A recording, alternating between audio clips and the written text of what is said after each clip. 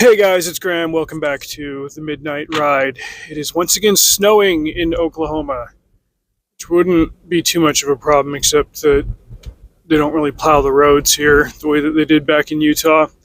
Alas, I've been thinking about westerns the last couple of days.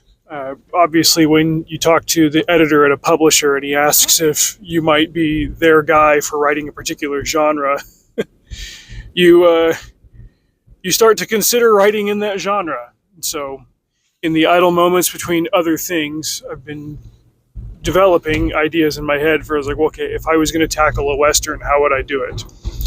As much as I love Louis L'Amour, and as much as I would want to do things in the same way that he did, I don't want to turn around and write the same books that he did because that's not my style. There are pieces of his style that I would borrow from and that I would copy, but I wouldn't set out to try to write the same things and say the same things. Um, that's just a recipe for failure, and I haven't lived the same way that he did, which had a lot to do with why he wrote the way that he wrote. Also, he famously didn't want to be known as just the Western guy. He described it as, I want to be known as the frontier guy. Frontiers are different from Westerns. They don't necessarily have to be tied to the Western U.S. at any point in the 19th century. They could be anywhere around the world. Just about somebody exploring something new or going someplace new and learning about their surroundings that way. So there's an element there to copy, but the big thing that hit me as I was chewing on this was the movie Bone Tomahawk, which came out 10 years ago. I only became aware of this movie in the last year or so. Apparently, it was a huge flop. It had a very tiny budget to begin with. It was just under $2 million. Despite the number of big names in it, it was a Kurt Russell-led production. And according to, I think I looked it up on Wikipedia, it brought in like less than $500,000. I don't know anything about its release or its marketing or why it got such a cold reception. But the fact that I didn't hear about it for the first 8 or 9 years that it was out probably has something to do with that. It just didn't get a whole lot of proliferation. So I looked it up on YouTube to get the summary and the rundown.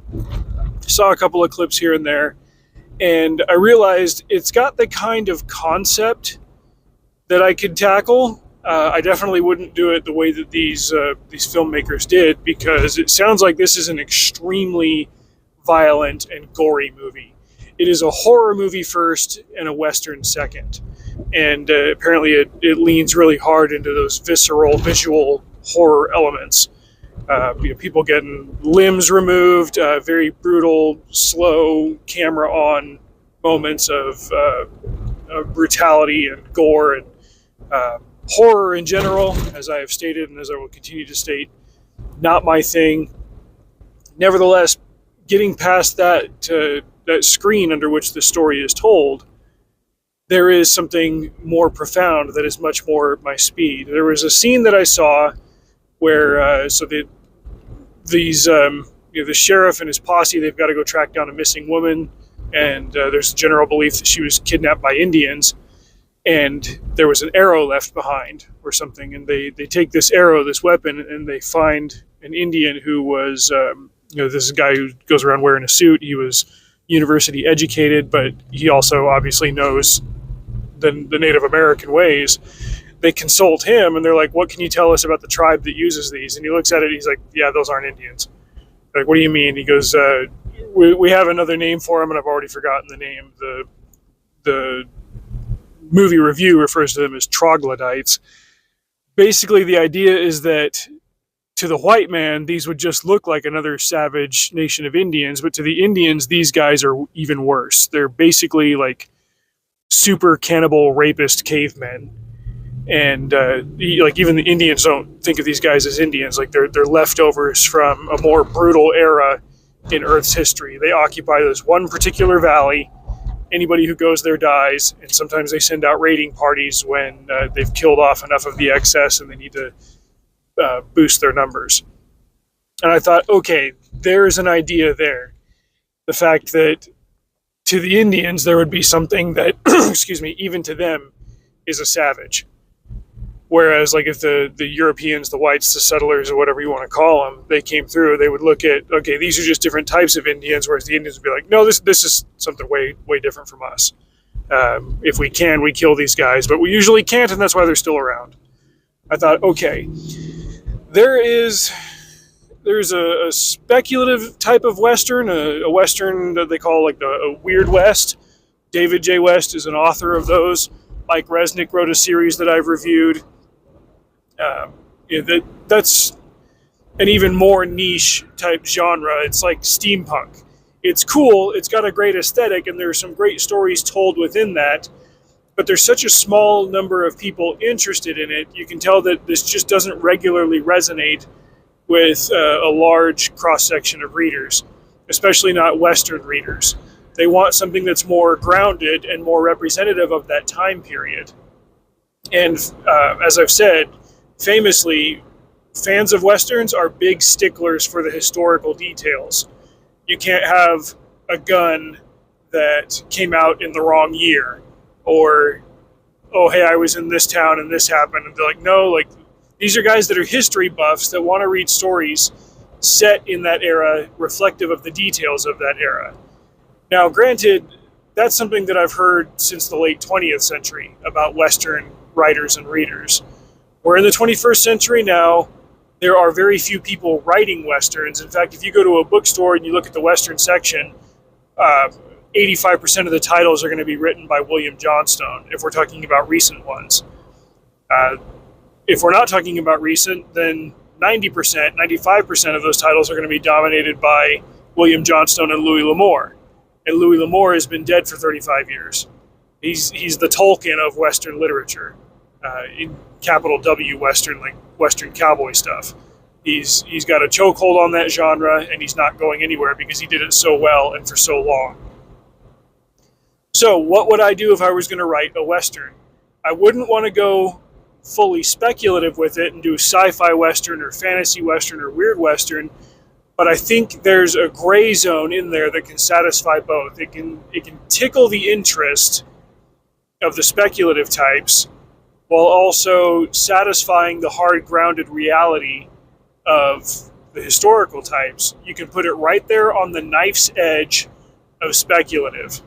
You can say, hey, we found this other thing that doesn't necessarily have to be fueled by magic or science or whatever. It's just something that we don't understand, and it could be real.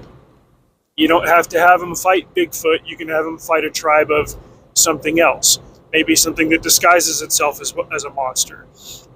Or maybe you find a place with a unique natural phenomenon. What would happen if you were not a geologist, but you stumbled across a place that had some of the characteristics of Yellowstone? And you would think, like, oh, this is a poisoned land. The locals refer to it that way. It spits acid out of the ground. And then, I've heard of volcanoes, something like that. But you give it some kind of special quality that puts it right there on the edge of credibility to enhance the otherwise mundane features of a Western novel.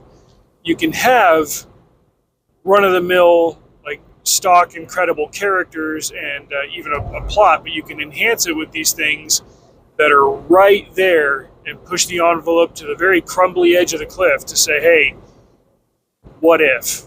We don't have to go all the way across to really tickle the imagination. I think that's the kind of Western that I would write. I would do it something like Bow and Tomahawk, where it's like, hey, we found this other tribe, but there's something else entirely. I just know that I wouldn't go the grotesque, vile horror route.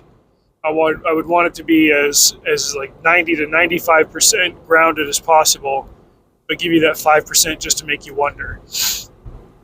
And take it somewhere new. Maybe have a city that disappears, or talk about the mound builders and the cave diggers and stuff. We'll find civilizations elsewhere, but something collapses. Hail back to those adventurous frontier explorer stories. Write it like a guy who goes and finds a lost city in Africa, but you can do that in the Americas, and the cowboys have to figure out what to do with it. Something to that effect. It doesn't have to be 10 stories about punching cattle and building a homestead and making friends with an Indian princess or something like that. Like those can all be bits and pieces of the story, but I think plenty of whole stories about that sort of thing have been told. And if I'm trying to bring my own unique sensibilities to a genre like this, then I don't have to do exactly what everybody else has done before me. There are rules to satisfy in a genre, and there are even tropes that you can play with, but play with them. Don't try to subvert them or turn them on their heads, but add to it yourself. What would you do? I think that's what I would do. I've seen that movie Cowboys and Aliens a couple of times. I like it more than the average moviegoer did. I think it was plenty cool. I also watched Phil Mento's breakdown of it and his analysis of why it didn't quite work, why a whole lot of people didn't grab onto it. I think his analysis on that one was sound. I think I unfollowed his channel recently. He used to do a lot more videos of here's what worked tremendously well with this really good movie, and now he's kind of fallen into what a lot of other movie review channels do. It's like, well, here's just what didn't work. It's like, okay, like I've gotten enough of that. I'm looking for more upbeat stuff. Like if you got to dig through and find an older movie or a current indie movie or something and say like, this was great, this is what worked. I'm more interested in the anatomy of the successes than the anatomy of the failures, because I want to learn from that so that I can turn around and build more successes. I've already written plenty of failures. I don't need help figuring out how to do that.